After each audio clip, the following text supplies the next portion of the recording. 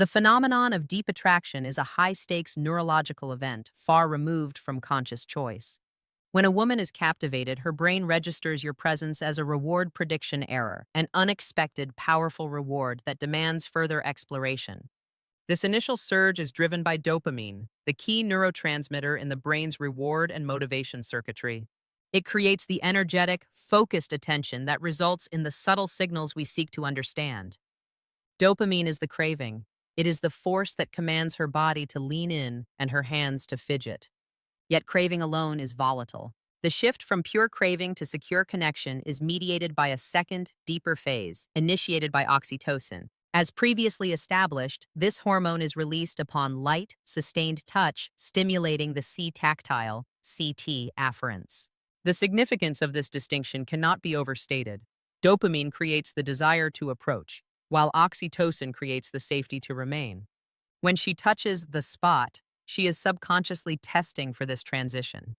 She is seeking evidence that your presence can convert her anxious, dopamine-fueled excitement into a calm, oxytocin-based trust. This single physical act is the chemical signature of her internal conflict, the desire to close the gap colliding with the imperative for self-preservation. The spot that signals true craving is always a zone of inherent vulnerability, areas of the body not typically exposed to strangers. These areas are utilized in moments of high interest as a subtle, high-risk, nonverbal communication tool. The knee and upper thigh area represents one of the most significant hotspots, particularly in seated interactions. Unconscious, prolonged physical contact in this zone, a momentary, accidental resting of the knee against yours, or a hand momentarily placed on her own thigh, proximate to your space, is a profoundly intimate sign. The thigh is linked to deep evolutionary signals of stability and reproductive status. When she permits or initiates contact here, she is breaching the outer boundary of her intimate space, a zone typically reserved for established partners. This behavior signals a rapid, serious acceleration of trust and attraction. It is the physical equivalent of saying, "My guard has been significantly lowered for you." Another crucial hotspot is the inner arm and elbow flexor. The skin here is thinner, more sensitive, and the veins are closer to the surface. When she casually places her hand on your elbow or inner forearm during conversation, even for a brief moment, it is calculated intimacy. Research on social touch reveals that the arm is one of the most common body parts for initiating non-romantic rapport, but when this touch is lingering or repeated, it moves into the realm of courtship. The nervous system registers the heat and pressure as a signal of trust, simultaneously activating the reward centers for both individuals involved, creating a self-reinforcing loop of desire. Deep attraction is characterized by a drive for isopraxism, or unconscious mimicry. The captivated mind attempts to align itself, physically and psychologically, with the source of its desire. Mirroring behavior, isopraxism. When a woman is truly invested, she will begin to subtly mirror your physical state. If you lean back, she leans back fractionally later. If you cross your legs, she may follow suit. This is not a conscious imitation. It is an automatic function of the brain's mirror neuron system, which seeks to establish empathy and rapport. The more precisely she mirrors your subtle gestures, the placement of your drink, the resting of your hand, the deeper her subconscious desire for psychological and emotional alignment. This is the body's way of saying, "I am operating on your wavelength." Proxemics and scent. Attraction often causes an involuntary reduction in personal space. Proxemics. She will find reasons to be closer, to show you something on her phone, to move her chair slightly nearer, or to simply decrease the volume of her voice, compelling you to lean closer. This physical maneuver facilitates the exchange of olfactory cues. While pheromones remain a complex scientific topic, the brain registers the distinct scent of a preferred partner. A subtle dilation of her nostrils, or a brief unconscious movement of the head that brings her closer to your scent, is a raw, biological indicator of her body's profound acceptance of your genetic compatibility and presence. The micro-gestures of attraction are rooted in the limbic system, the ancient part of the brain responsible for emotion, survival, and pleasure. Preening behaviors are the outward manifestation of this inner neurological shift. The throat and clavicle display, extended. When the feeling of craving becomes intense, the need to manage internal heat and tension leads to an extended display of the throat, the carotid artery, and the collarbone. She may slowly pull down a sweater, let her hand graze the delicate skin of the neck for an extended period, or fiddle with a button near the throat. This is a deliberate, though unconscious, presentation of vulnerability. It is a dual signal. The self-soothing element of the touch calms her nerves, while the exposure of the soft tissue serves as a powerful, nonverbal invitation to her target. It is the ultimate show of trust, linked with desire. The voice and blushing. Physiological arousal due to attraction causes involuntary shifts. Her voice pitch may subtly rise, a universal sign of heightened emotion, or conversely, it may drop to a soft, breathy register, a signal of intimacy and submission. Furthermore, the rush of blood known as blushing, a sudden reddening of the face, neck, or chest, the décolletage, is one of the most authentic and uncontrollable signals of internal emotional heat. It communicates vulnerability and honesty, confirming that her body is reacting powerfully to your presence. These are signals that are impossible to fake, providing undeniable proof of her internal state.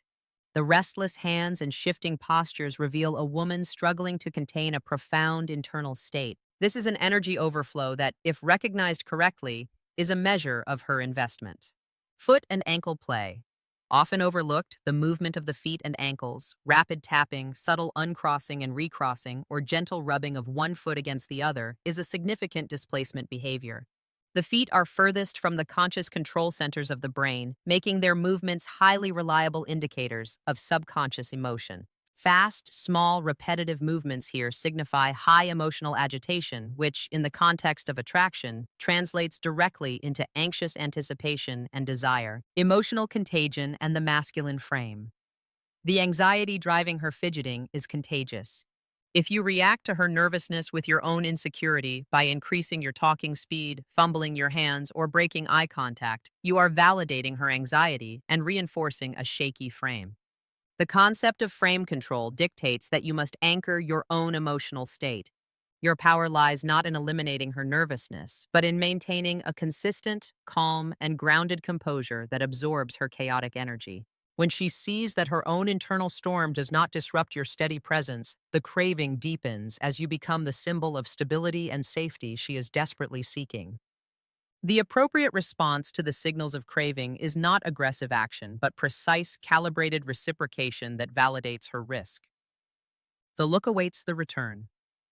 When you catch her gaze, especially if she engages in prolonged eye contact followed by a nervous look away, the powerful move is to maintain your steady gaze for just a fraction longer than necessary, and then slowly shift your attention without breaking the serious, confident atmosphere. This communicates, "I noticed your interest, I appreciate your vulnerability, and I am not threatened by it." It places the ball back in her court, compelling her to reinitiate contact to resolve the tension you created. The principle of sustained touch. When you respond to her momentary touch on the forearm, the appropriate next step is a very brief, intentional touch on the same area, a gentle tap or a momentary sustained hand placement to emphasize a point.